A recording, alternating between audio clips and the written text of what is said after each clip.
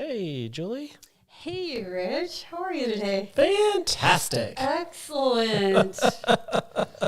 Well, we want to welcome you all to We're Crackin' Up Podcast, Season 1, welcome. Episode 8. Glad to have you here with us. We just want to say there could be some bad language, foul language, and unsuitable talk for different viewers. So consider all that. I think today's going to be fairly clean. I think so, too. I mean, we might throw out a couple cuss words. But Yeah, did you hear that crack? I did. What was that? I don't know. So we wanted to say subscribe. Oh! Wait. Oh. He's got something new coming up. Ah! Oh, like and subscribe. Come on. Subscribe. Please. Subscribe. So we're kind of stuck with our subscriptions. So if you go to our, everybody has a phone. Probably the majority of people would be watching this on their phone. If you go to the YouTube app, I'm going to walk you through this real quick. The YouTube app, hit that little search, the little magnifying glass, and type in We're, that's W-E-apostrophe-R-E, Crackin, C-R-A-C-K-I-N, up, and search, and then you will see, it'll bring up some videos, and you'll see a little icon in the corner, and you'll see us, and We're Crackin' Up Podcast. Click on us. It'll take you to our page. Yep. And that subscribe button will be right freaking there. Hit it. Right there. Hit it. Right there. Do it. Hit that subscribe button. Please. And Please. Yeah, thank you for doing that. Just takes 30 seconds. Really? Really fast. Not even that long. I mean, unless you're technically challenged, it might take Which, you. yeah, it may take me a minute or two. He's a technical guy. Some people might be a little more challenged that way than some others. But please. Just Please. don't care as much. Just, and look, we even put this up here on our screen for you. We did. It's so fun. Right in Julie's hair. Right there. Like- Okay. I'll take that off of here now. All right, So. thanks. Thanks for listening to that one. Yeah, thanks for listening and letting me play with the new little things on the screen. Yeah. That was fun. That was fun. It was fun. So how you doing? Fan-freaking-tastic. Yeah, I'm a little tired today. I know, me too. I could sleep. How do we fix that? I don't know, sleep. I was thinking just like a unlimited why. vacation. Oh, Caribbean. Yeah. Mm-hmm. Maybe Hawaii. Just Just a little further. I could go for a luau. Mm-hmm. Have to do a shout out to Thor again. Thor, if you're watching, we're probably going to say this every time, Chris. If you're watching, Right here. we have a third microphone, plenty of space. Yeah, and you'd love it here. So Absolutely. keep us in mind. Absolutely. So cool. Julie is For your wife and a kids. perfect hostess. Yeah, Yeah. definitely. Great time. Great time. So what's our topic today? Oh, it's a doozy of a topic, isn't it? Yeah, it is. This is not a fun topic per se, but I think it's something that Yeah. touches everybody. Yeah, we talk about it a lot because that's when we met. That's one thing we had in common, different thoughts on this topic, which we're going to talk about today. So we... What? What? Hold on. Look, I'm trying to follow my bullet points here. Darn it, look at him. I had the subscribe, like, and then I didn't mention the merchandise or the Facebook The page. merch. Gosh, Man, what's going on today? just tired. Well, the merch, we have merch. We have merch. Yeah, That's the cool way of saying it, by the way, merch. merch. Merchandise is so yesterday. Yeah. Merch is today. We're in. So they could find it. So you can find it if you go to our Facebook page. Again, We're Crackin' Up. We're on Facebook. Yep. There's a link in Facebook in our post. There's a link to our merchandise page. There's also a link to our website. And on the website, you can find our merch there as well. It's fun. So check us out. Yeah, they're fun. Make sure we did. Next week, I'm going to wear my shirt. Okay. Podcast t-shirt. And again, we have the tumbler back here. I actually am using mine. I use it all the time. It keeps my beverage cold. It does. It does. Nice. Serves a purpose. It does. It works. But again, it's out there. I think we made it. We did actually sell a t-shirt. Yeah. Is that this past week? Yes. Thank you. Yes, thank you. Thank you. You know who you are, who purchased a t-shirt. Mm-hmm. They're fun t-shirts. Wear it proudly. Yeah. Talk about us nonstop when you wear it. How fabulous we are. And if you ever have any ideas, we're open. You could always text us or our phone number. Oh. Yeah, you could text us on our phone number. And if you have anything to say during this episode, you could always text us on that number, and we'll read it out loud. Ta-da! And there's the number. So, gosh, it's quite obvious because I have to reach up here and do it. But this is the number. Again, we can get texts on that. So if you feel like, probably not a good idea to call during the podcast, but text. Anytime during the podcast. And I'll read it aloud, Yeah. and we'll discuss it. If you wanted to share anything or have any comments.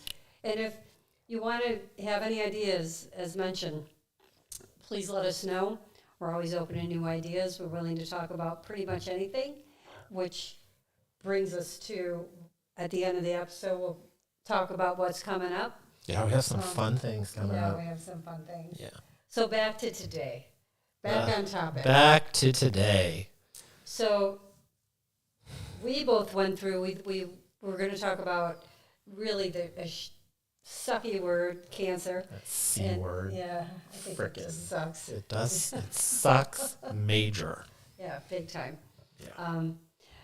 I was touched by it. My daughter had it at birth, my second daughter, and you, Rich, And had it. I've had it, yeah.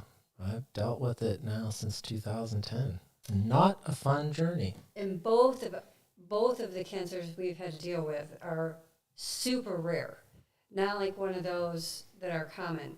So the fact that he had such a rare one, and my daughter had such a rare cancer, it was just, it's always shocking, but it's just super crazy. Yeah. Super crazy bullshit. It is bullshit.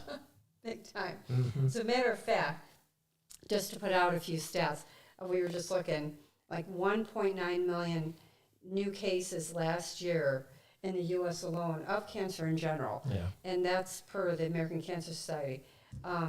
But as far as my daughter, there's only 200 to 300 babies up to a few years old that are diagnosed with retinoblastoma in the U.S.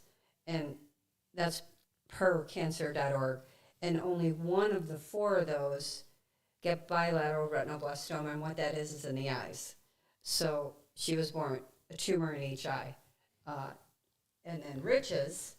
yeah, I think it's only like 330 per year diagnosed with this particular cancer, which is known as PMP, or pseudomyxoma peritoneal cancer, which is a very rare form of appendix cancer. Right. So, yeah, it's not very common at all. No. So, yeah.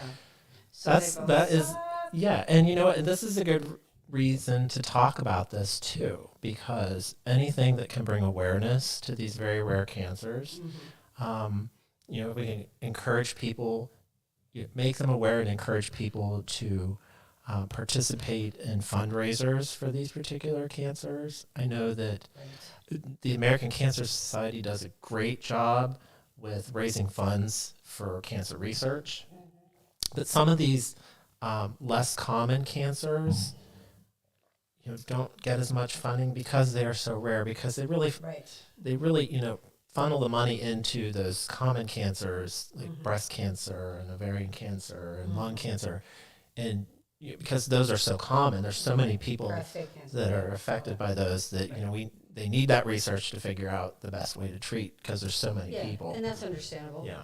So I mean, that's that's a reason, another reason to bring this up and talk about it. Did you say that? Was that a doorbell? I don't know. Somebody may have ring the doorbell. Okay. Yeah. Okay. We'll have to send our producer to answer the door. I know. Can you go get the door, please? Thank you. Thanks. So again, Yeah, this is a to raise benefit. awareness. I will briefly mention that for my particular, sorry, I'm going to turn my volume down. My particular cancer, there is actually a foundation out there called the acpmp.org Foundation, which does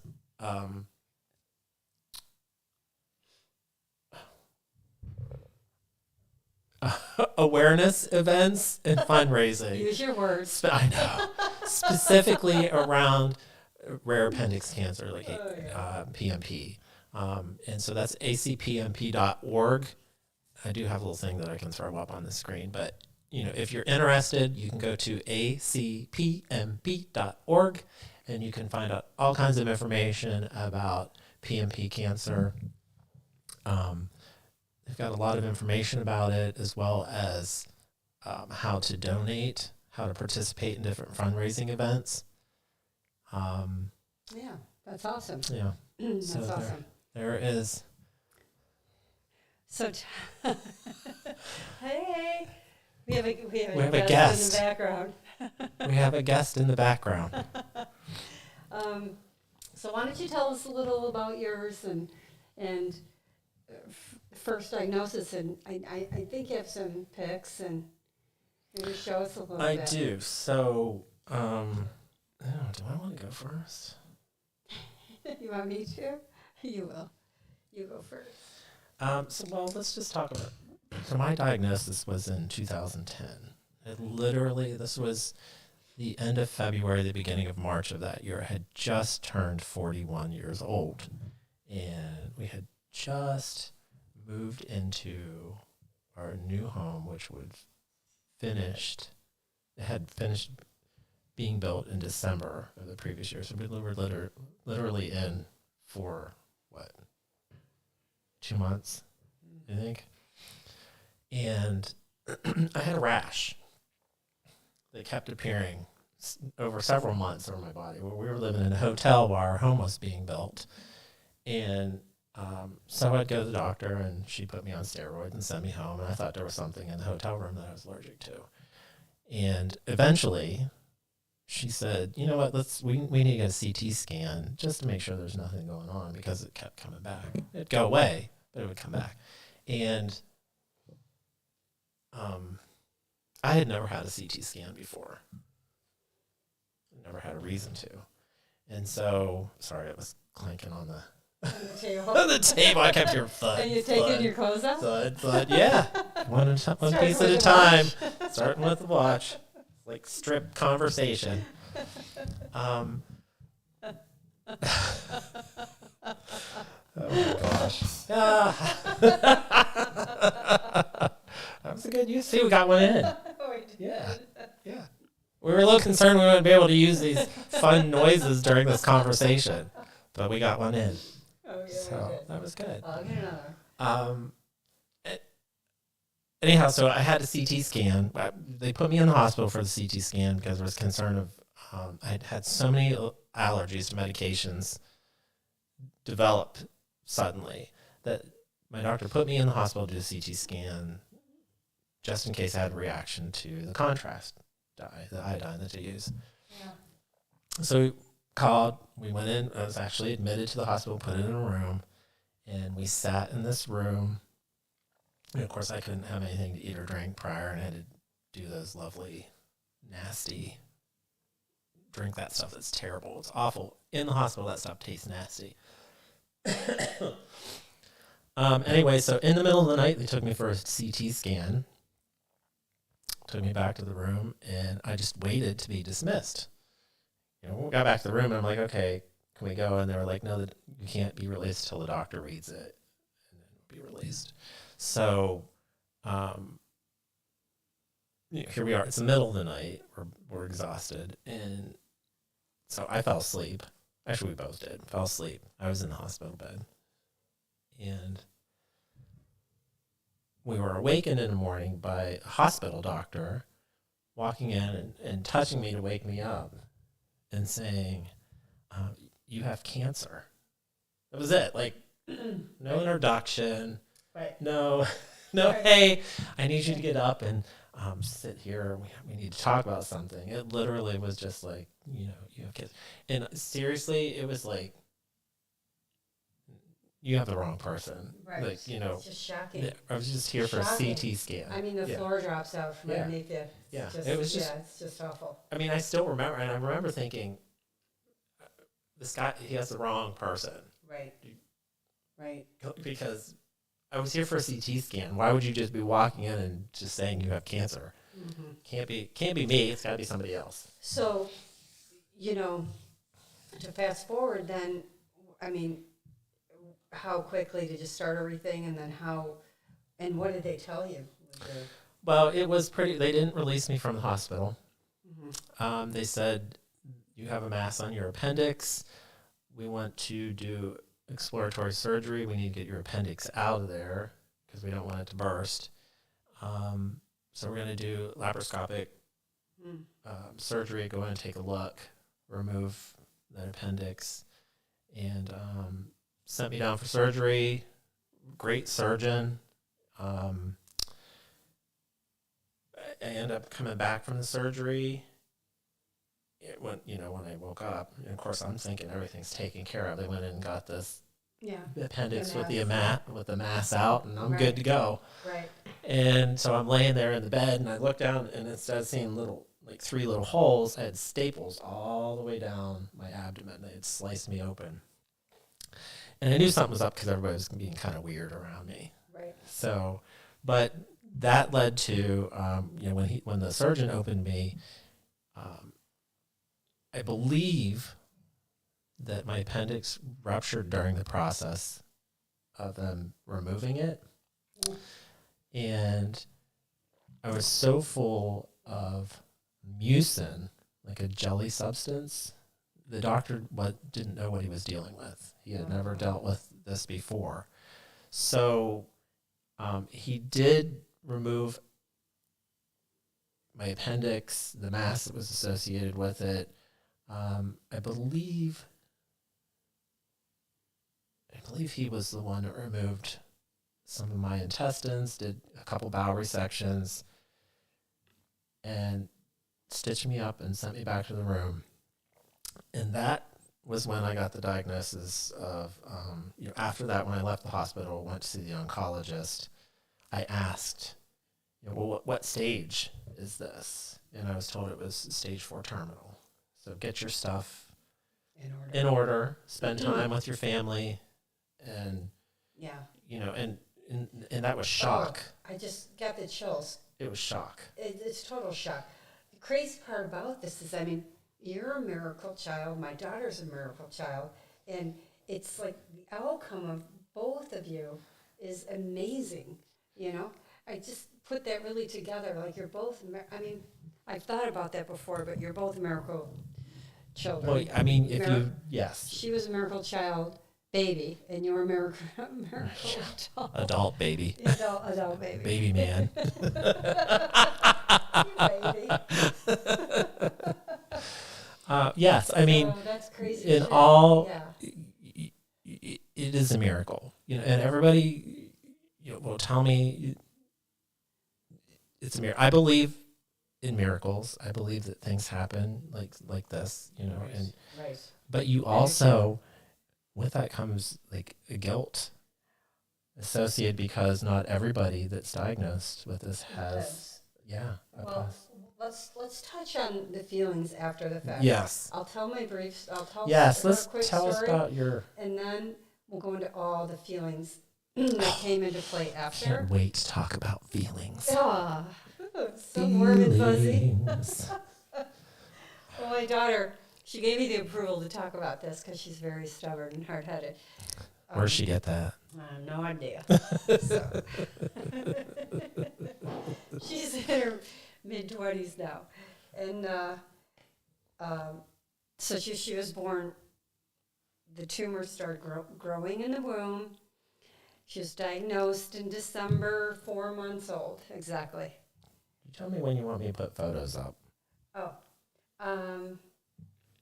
Well, we could have people look at that, especially going with the eyes. But I started seeing something weird in her eyes it pretty much right away. And it looked like a big, when they were dilated, looked like a big yellow circle, like a fish eye, like one of those fish, those big, bright yellows. And I would ask the doctor, because it's so rare, a lot of doctors don't even know about it. So I don't know if you could see that picture well, but her pupils are bright yellow. And those were actually tumors I was looking at. Little did I know, I didn't know. So then finally I got somebody to listen to me, and thank heavens, because she was diagnosed on her 4-month birthday. And because I would call the doctor, you know what this is? No, we don't know what it is. Another month passed, brought her in for a physical. But anyways, or for her shots.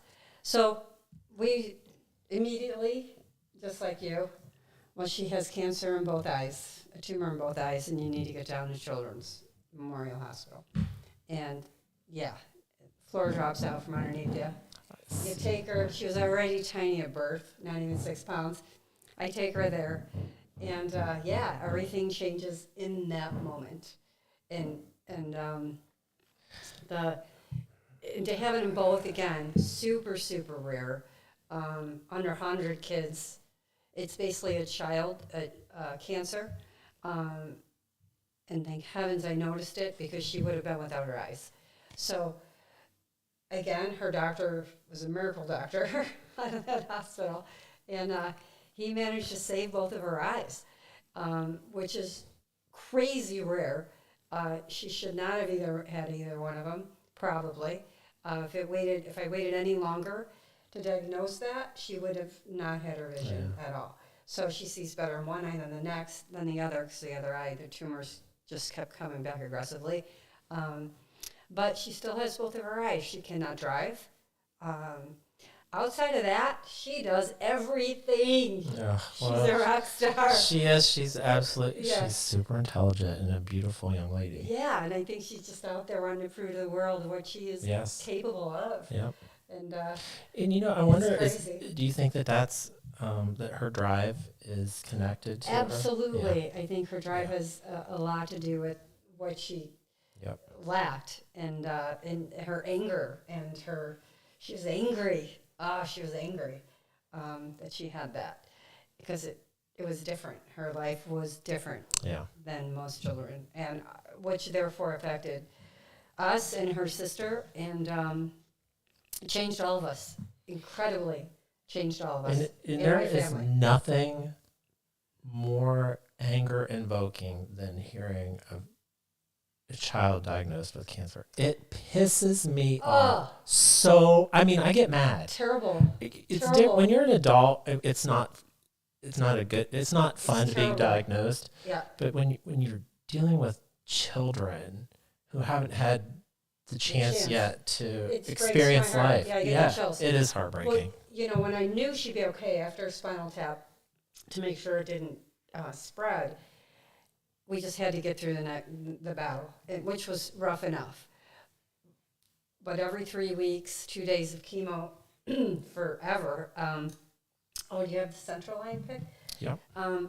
I would cry for the other kids, because I got to know the parents at the hospital, and I would just cry for those children, which had worse. Yeah, it was tragic. Awful being at that hospital. But yet, so magical to another point, because the staff they were fantastic.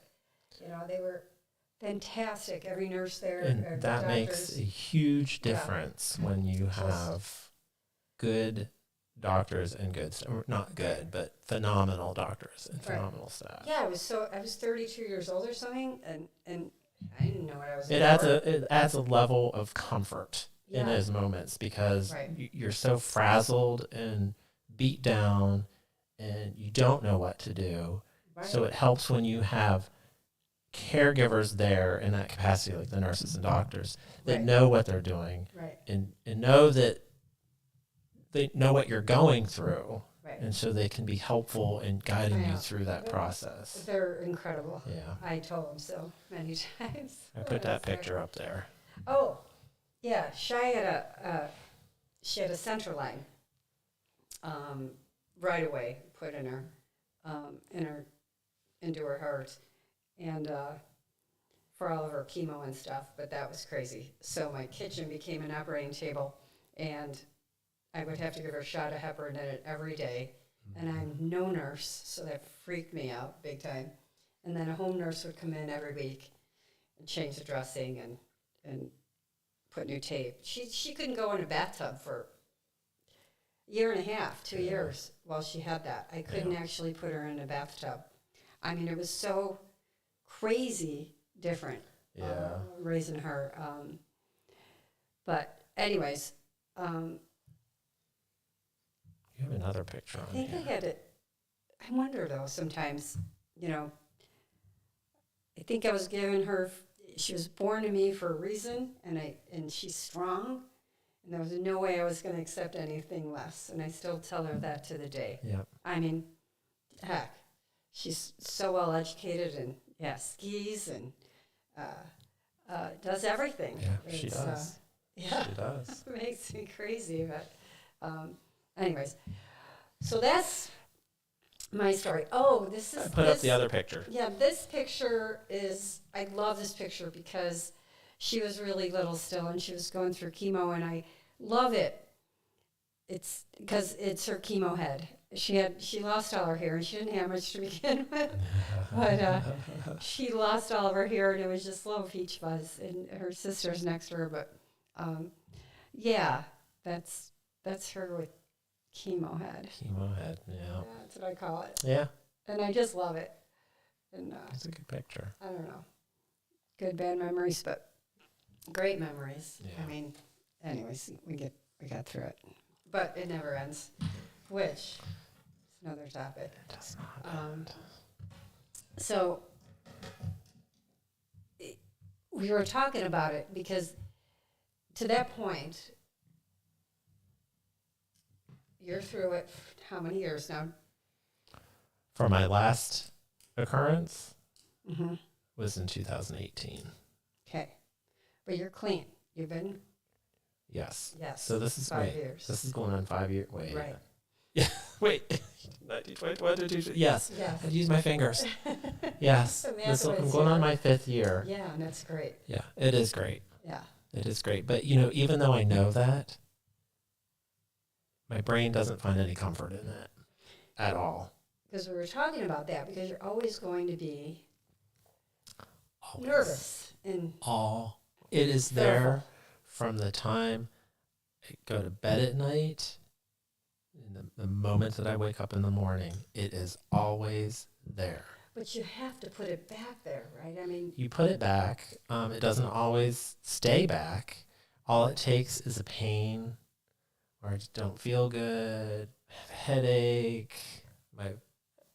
something's off, and it comes right to the front right. immediately. There's no, and in your brain, you're like, and my doctor last year when I went, it was 4 years, and he was really, shout out to my doctor, Dr. David Bartlett in Pittsburgh at Allegheny Health Network. He truly is a miracle worker, and I believe he is an angel. Honest to God, I believe he is. That's the only reason I'm here, is because of him and his staff. But at the last visit, he was very pleased that there were no signs of disease. And he said at this point, if it does return, it'll most likely be localized and easier to treat than the extensive surgeries that I've had to have to this point. But That's great news. Yeah. it is great news. But even Yes. though I hear that Yes. from him, Well, it's always there. Yeah. it is there. And my mind just goes back to the hospital stays and the horrific Always goes back to the experiences. trauma. The trauma. And there's no way. I was in therapy for years in Florida before we moved here. Mm-hmm. Tennessee isn't really good with healthcare. Put it out there. Get better, Tennessee. Seriously. Haven't been able to find a therapist in Tennessee, that takes my insurance or whatever. Yeah. And I know that the level of concern should be lower, and then it shouldn't be so overwhelming all the time for me. And I know that, but my body It's says, right. Yep. Right. Yep. Yeah, and difference with my daughter is she doesn't remember any of it, right? So I do. So I wear that for all these years and raising her. But now that she's old enough, she's very aware, and of a secondary or any pain, Yep. anything that comes up. Yep. And she just had to have retina surgeries, and it was detaching again. So she's always at this point, and I hate to see that, just being in her mid-20s to be so scared of anything breaks my heart. So I wear it, I'm sure, equally differently than her. So it's going to be always there with her as well, just like it is with you. And then she's dealing with her vision, on top of everything, scared of anything else coming up, and then scared of her vision, I mean, of because losing her vision. Yeah, that's so Because she's visually impaired. She's VA. So, but she uses machines. But some great things, when she was little. There were so many benefits. The Lions Club came to her house, I think she was 30, and gave her this huge, a long time ago, CCTV, so she could see. So she had one in her classrooms. The school district was awesome for anybody with any disability. So, they did great with her for that. All of her equipment was there for her, and her aides and her teachers, extra care for her. That was pretty cool. She was on the front page of the paper, local paper. And the Lions Club gave her the CCTV. Two little ponytails. She's looking at something in her CCTV. It enlarges everything for her. She has to have an enlarger for everything. Yeah. But with that being said, the benefits were great. You wanted to bring up the Relay for Life, too. Maybe I'm saying that too soon, but... No, I think so. So many people are affected by cancer. I mean, just about everybody is affected in some way. You've either dealt with it yourself, or a very close family member, or even a friend. But everybody, I feel like, knows somebody who's been affected by cancer. Right. Things like the Relay for Life and these awareness events. Before my diagnosis, I just, you'd hear about it and you're like, oh, that's great. That's a nice way to raise money for, what cancer. Right. And you don't put much thought into it. Right. But after my diagnosis,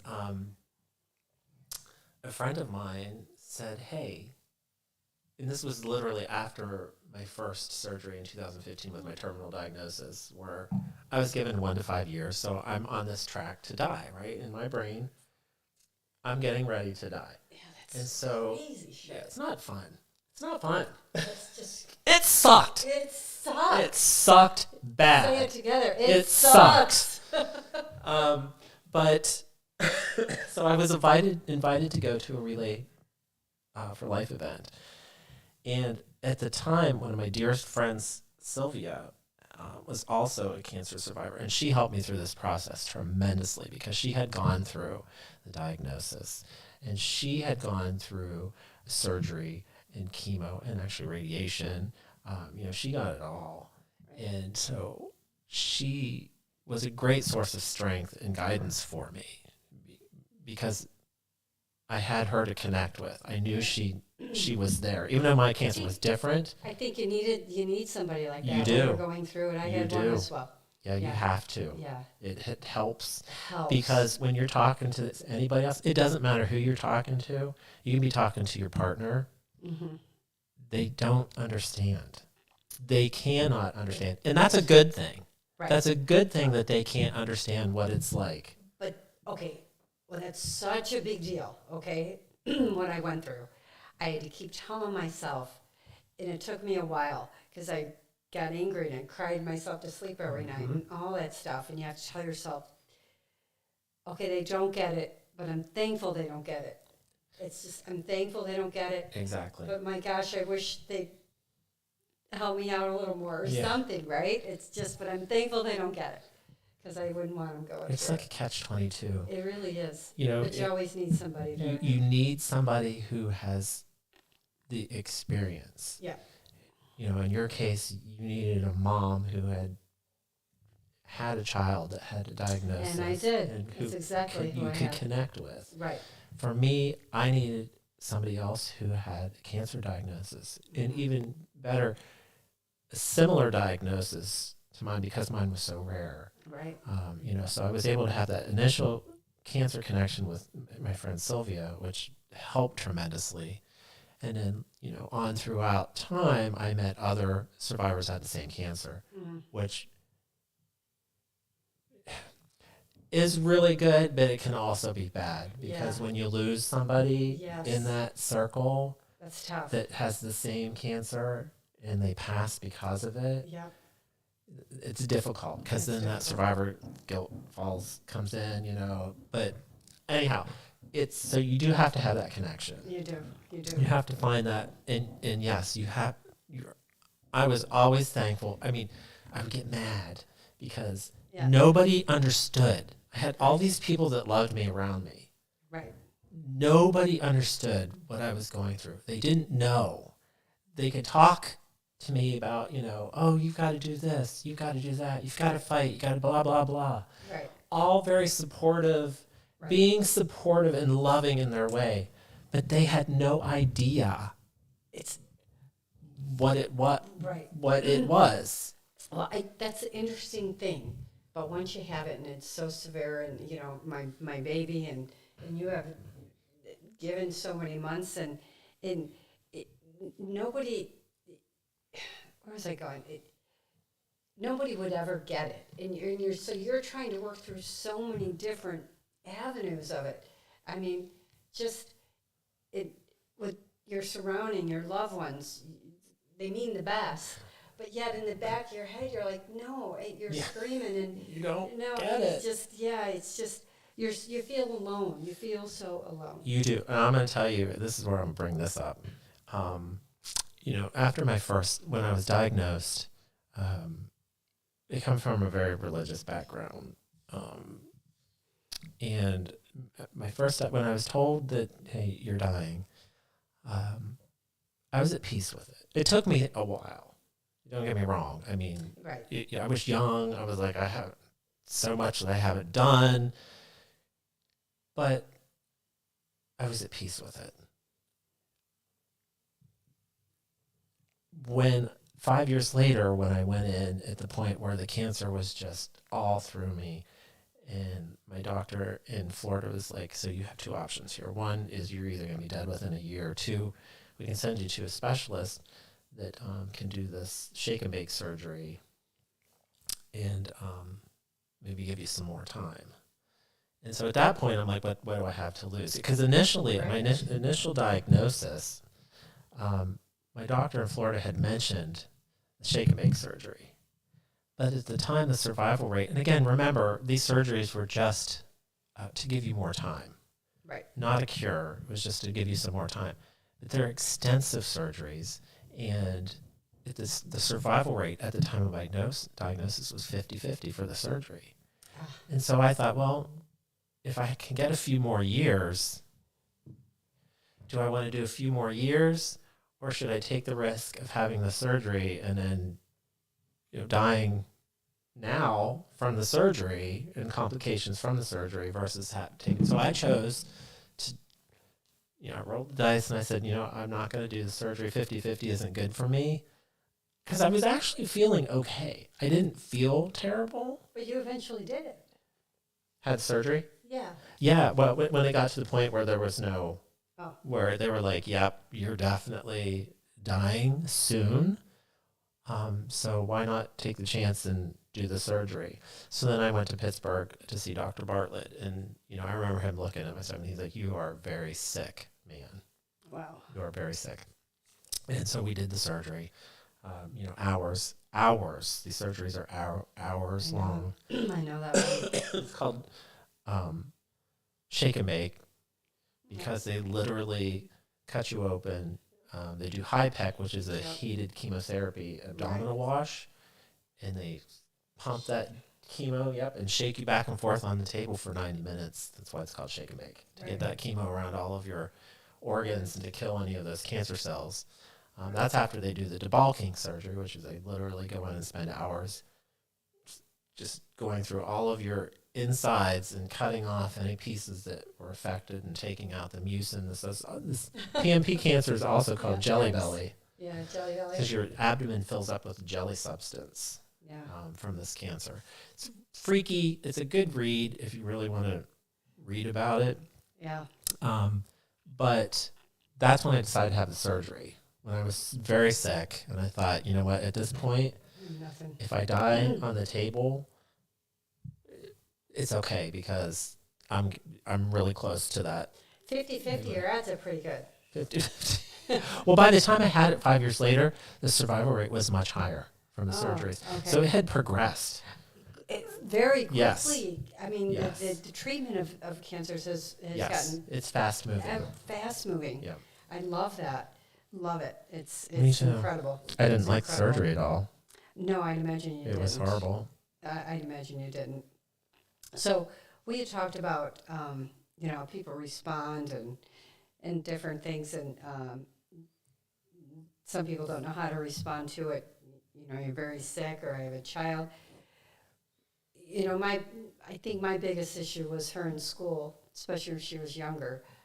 She was very tactile because she couldn't see well. And I'd get complaints from parents that my kid was touching their kid too much. And I'm like, oh my gosh, okay. If you just come and talk to me, I could explain things. Or, it's just, I was the foreign mother, and my daughter was the foreign kid. Yeah. We were the weird ones, I guess, in school. And so, hell, all through school, I made sure, man, I rocked that shit. Because I made sure I stayed weird with that. I'm like, all right, here we go. Let's play this one really good. Oh, I know, I had fun with that one. So I was involved. But I go into my Harley stuff, and I just made everybody a little like, who is this one? Listen. Who is this kid in this one? I had sort of fun with that. But I had a hard time with that. I had a hard time with parents not asking me more about it, or what can I tell my kid, but I don't know. But I had to get through that too, because maybe I wasn't correct. I had to work through a lot because it was all new for me too. But I didn't go into this because I picked it. Right, you didn't say, hey, us, we want to be the ones to do this.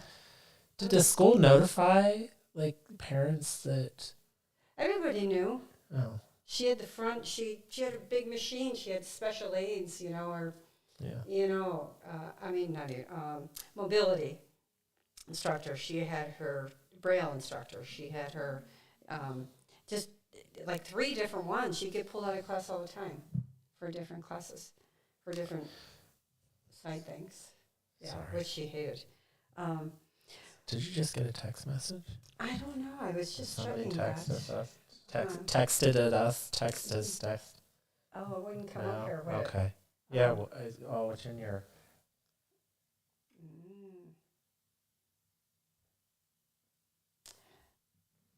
No. Wrong dates? No? Yeah. Okay. No new ones. Okay. I just wanted, maybe that's my phone. Okay, probably is.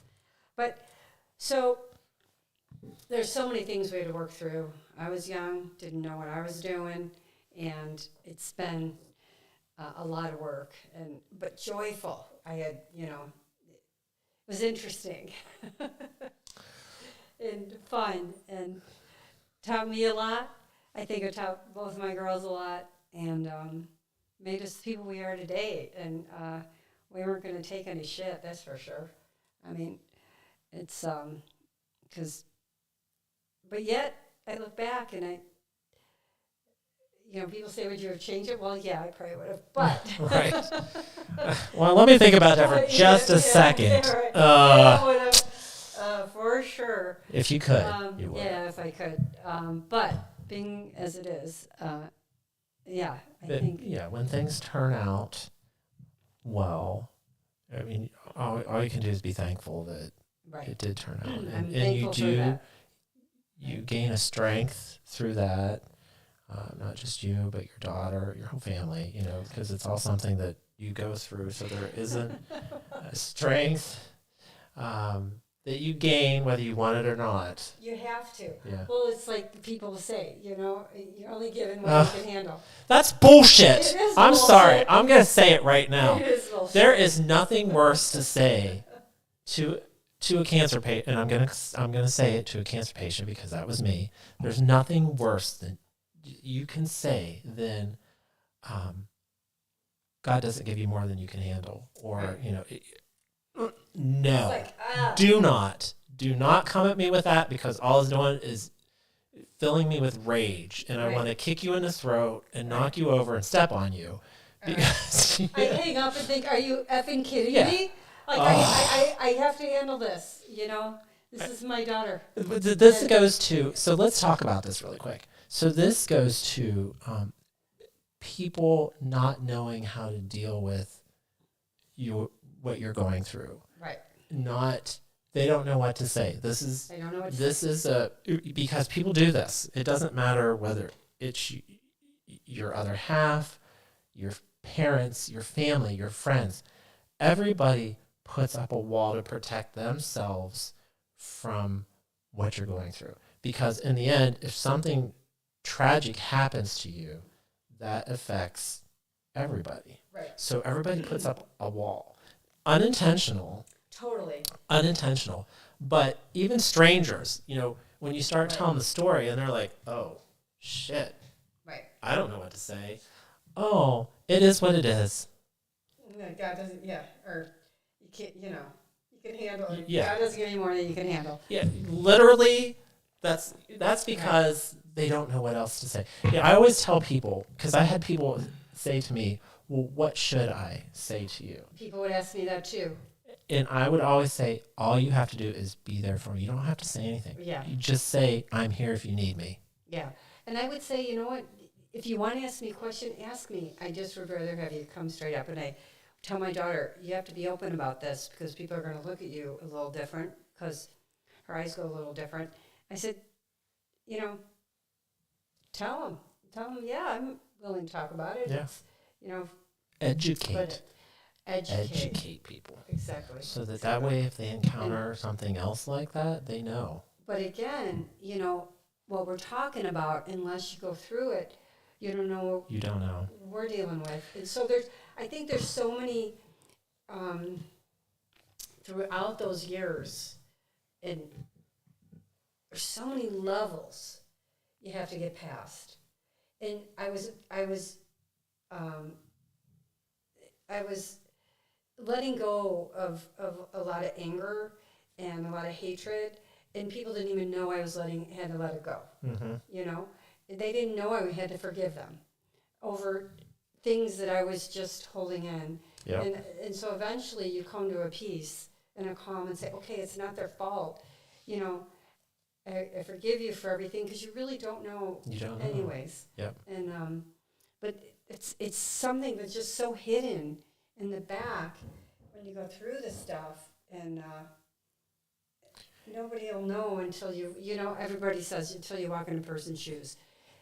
This is one of them. That definitely cannot be truer in so these many instances. Factors. Yeah. Because you don't know. And again, I'm always thankful that somebody doesn't know.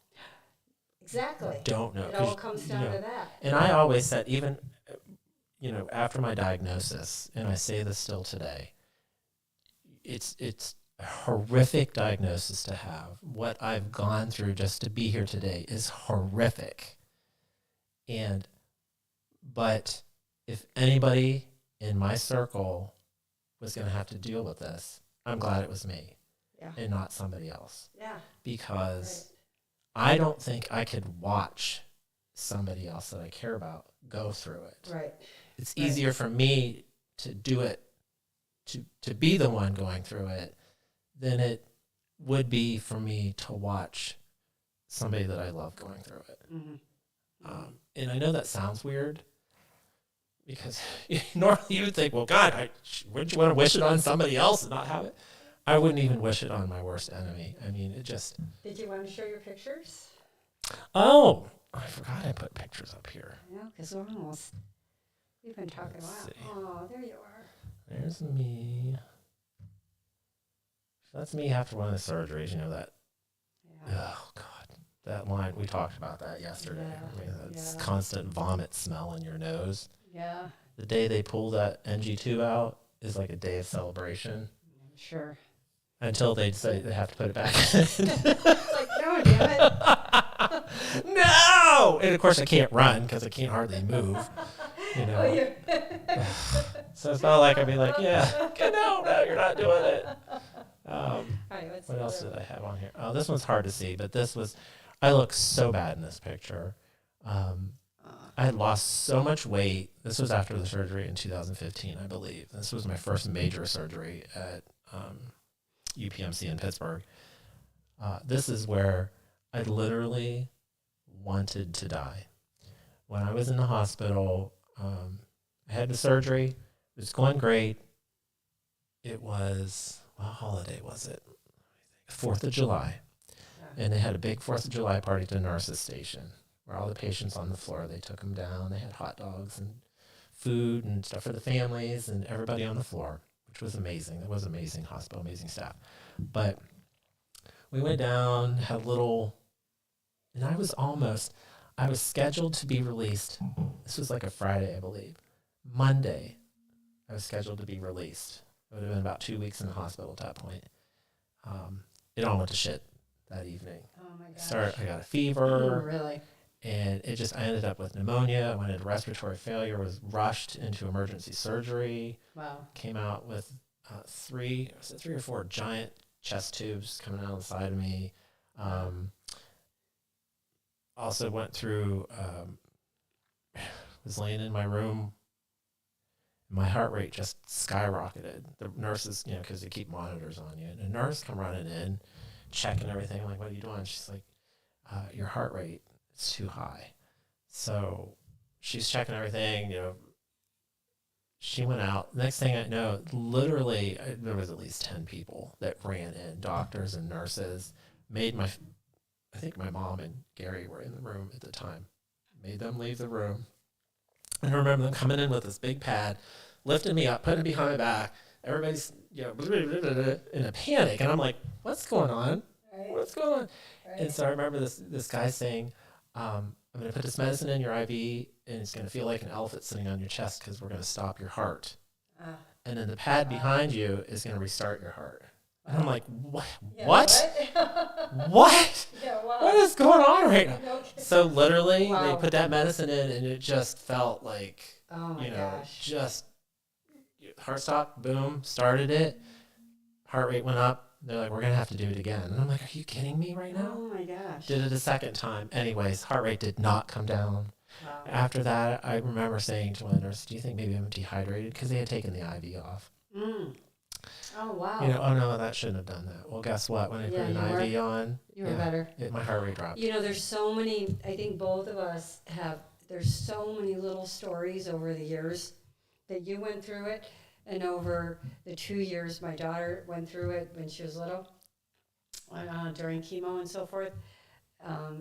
There's so many stories. There's so much more involved in both of these cases.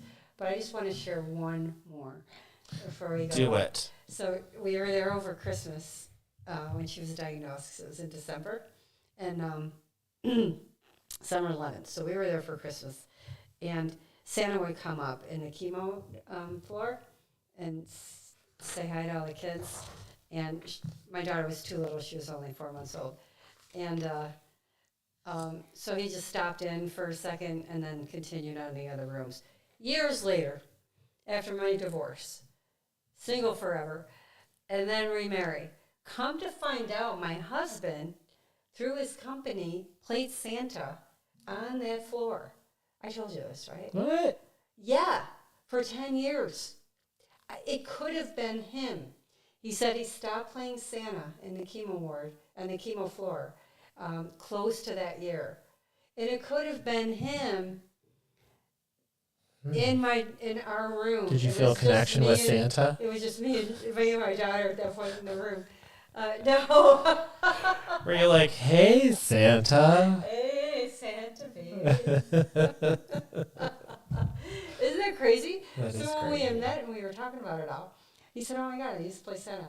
That's a crazy story because it could have been him in the room. Yeah, it could have been. And many years How later, weird is that? 10 years later, 15 years later. Isn't that funny when Isn't stuff that like weird? that happens? Yeah, 6 years separation. So that was pretty cool. That is Pretty cool story. cool. That was a good story. That was a good story. Yay! So, one of the reasons why I wanted to bring this up, and then we'll go into our discussions about future thingies, but before we close this, is that I just want people to be aware, that people are going through things that you don't know, and be thankful that you don't know. Right.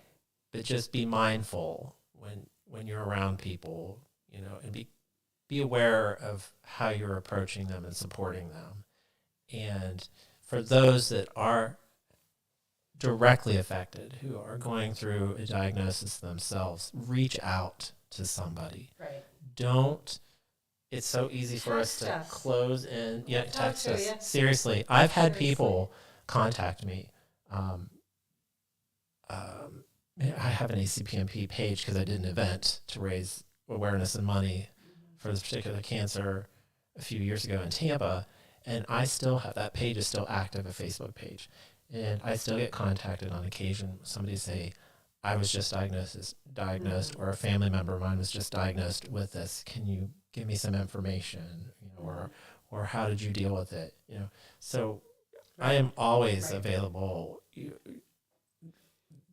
Just for support. Yeah, Support's huge. You have to Support's have huge. it. You have to have it. Over the years, it's been, in the Stars Have a Child, I think there was 2. A basketball player or something, a big one. Their child was born with retinoblastoma, and then somebody else, their child, years ago, was born with retinoblastoma, but it would always make the news, of course, some in some fashion. But yeah, I always wanted to just pick up the phone. Hey, Yeah, you I do. think I was crazy, but I never did. Yeah, but Hey, I'm just so- Julie, and Yeah, I'm here. Yeah. I'm here if you need to just Yeah. chat about it. Yeah. Yeah, but it's so important for people to remember to reach out, because sometimes we just shut down and we close up, and we withdraw and we try to deal with it. we do. But don't. And there are support groups out there. I participated in an art class with other cancer patients, which Really? was difficult for me. Yeah. It was shortly after my diagnosis, and I was, and my friend Sylvia was actually the instructor of this particular class, and it was so thankful that she was there. But the young lady who I was working next to had just been diagnosed, and she was having such a hard time. She was in pain. She cried the whole time. I couldn't. There was nothing that I could do to help her. Because here I am trying to heal from my surgery and a terminal diagnosis, and but that that wasn't a negative experience. There was others in that room who were, the fact that she was there and struggling, the fact that she had other people in there that knew was helpful to her. Didn't necessarily make it easier for anybody else in the room. But again, I say that because put yourself into a support group or call somebody. There's phone numbers. I know for ACPMP, there is a support group out there where you can join through Facebook and then connect with people there. So always check. And we're in no way doctors or giving any medical opinions whatsoever. We're just I'm just talking dumb. about our experiences and with our own, with mine and his. Yeah, and with our own bull crap. Yeah, this is just all bullshit, and that's why we say cancer sucks. It And sucks big time. but so thanks for listening. Let us share. Our Yeah, stories. look, we made it through. I know. We made it So through. what do we got coming up? Looks like we made it. Okay, so let's talk about upcoming podcast. Just kind of lighten the load after Yeah, dumping all heavy that. duty. I know. I shit like on to everybody. laugh. Yeah. Hey, we still laughed through this. We did. See? Oh, hell yeah. We're good. Gotta laugh. We are good. Gotta laugh. So, Get you through we shit. have, like, the month of October. I'm excited about this I one. know, and this is a ways off. So, but I know it is, but I'm ready. yeah. So, the month of October, we'll have 2 different podcasts going on that month. And so, it's going to be Paranormal Month. So, our Yes, podcast is we're going to be very around excited. paranormal Because things. we like that kind of Yeah, stuff. I know. Woohoo. I'm excited. I'm so excited. And then we also are going to have a series called That's So Taboo. Yeah. And we're going to cover some things that society, not everybody, but society can think is taboo, like tattoos, like fetishes. Maybe a little naughty. Could be naughty conversations during those. Right. So we're looking forward to that one too, because there's a lot to talk about. That'll be that fun. stuff. But I think we're going to break that into a series. Yes, Because there is a there's- lot to talk about. There's a lot of taboo stuff out Yeah, there. there is a lot of taboo. Right. And There I is. am really excited to dive Yeah. into that and talk about Because we're naughty. why, Are you naughty? yeah, sure. But why are things so taboo, you know? I know. Why, if you have a fetish, is that like, ooh, I guess yeah, that's freaky. why the name naughty came up. Yeah, That's the naughty. right word. Naughty, naughty. Gotta say it. But, And- and then there's also, what were some of the other topics that we had tossed around? Oh man, you're asking me. a bit. I threw out some really good ones Yeah. last week or right before the last podcast. I can't remember what they were, but Yeah, we have some good ones. we do have some good ones. But as always, do not hesitate to send us ideas for podcasts. Because like Yeah. Julie said, we like to talk about anything. We We really seriously do. We are not confined. That's the great thing about us, is we don't have any like boundaries that we're held We to. really have no boundaries. Yeah. We don't have it. We don't have any morals. Pretty much. We just don't. Just We're put it out we're there. open individuals. Yes, we You are. know, Just even put it it may out not be something that's for us. We're willing to talk about it and Right. be accepting of Exactly. whatever it is. Exactly. So Yeah, we're pretty open. we are very open. I think I am super open.